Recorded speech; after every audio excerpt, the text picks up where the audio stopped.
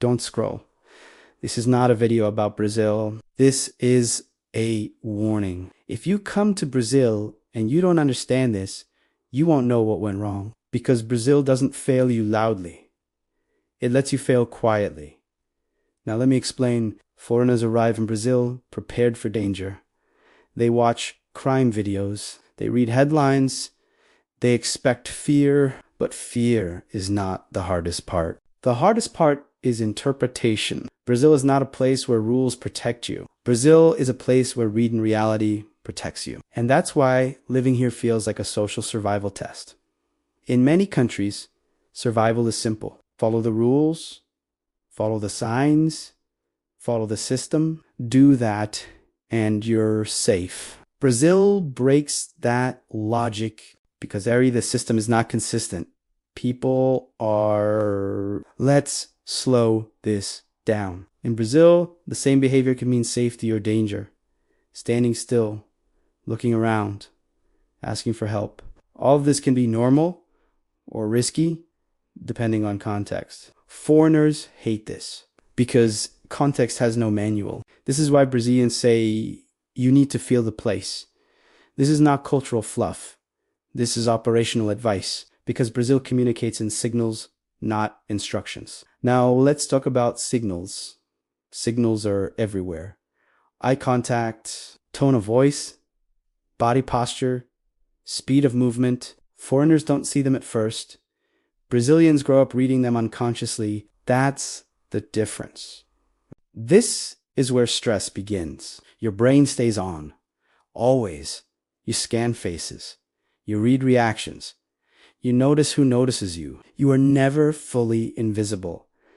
This creates mental fatigue, but it also creates sharp awareness. Foreigners often say, I was always alert in Brazil.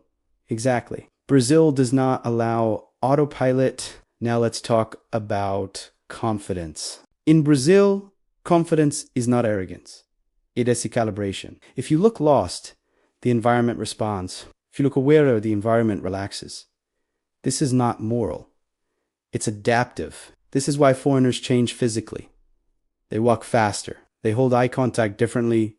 They stop hesitating. Brazil trains presence. Now here's something most people never realize. This constant alertness becomes normal. Your brain adapts. And once it adapts, quiet countries feel strange. Foreigners leave Brazil and say, everything feels slow. People feel distant. Life feels flat. They think they miss Brazil. They miss being engaged. Now, let's talk about trust. In Brazil, you don't trust systems first. You trust humans. The street vendor warning you, the stranger giving advice, the neighbor watching your back. Trust here is fast, that scares foreigners. But it also creates bonds quickly. This is why Brazil feels human, messy, contradictory, demanding. You are not protected by distance. You are involved, and that's the test. Brazil tests your perception, your emotional intelligence, your ability to read the room, not once, every day. Some people love this. They feel alive, engaged, present. Others burn out. They feel anxious, overstimulated, exhausted. That's why Brazil doesn't attract everyone. It selects. Brazil is not chaos. It's complexity without instructions. And if you learn how to navigate it, you don't leave unchanged. That's why Brazil doesn't feel like a trip. It feels like training your instincts, training your awareness, training your humanity. Now let me ask you something real. Did Brazil make you sharper, more confident, more alert? Or did it make you anxious? Did you adapt? Or did you resist?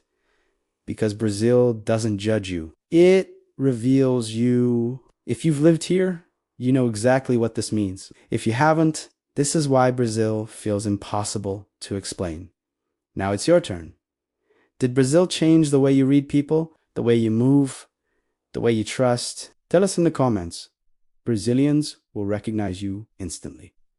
Brazil is a test. Not everyone passes. Did you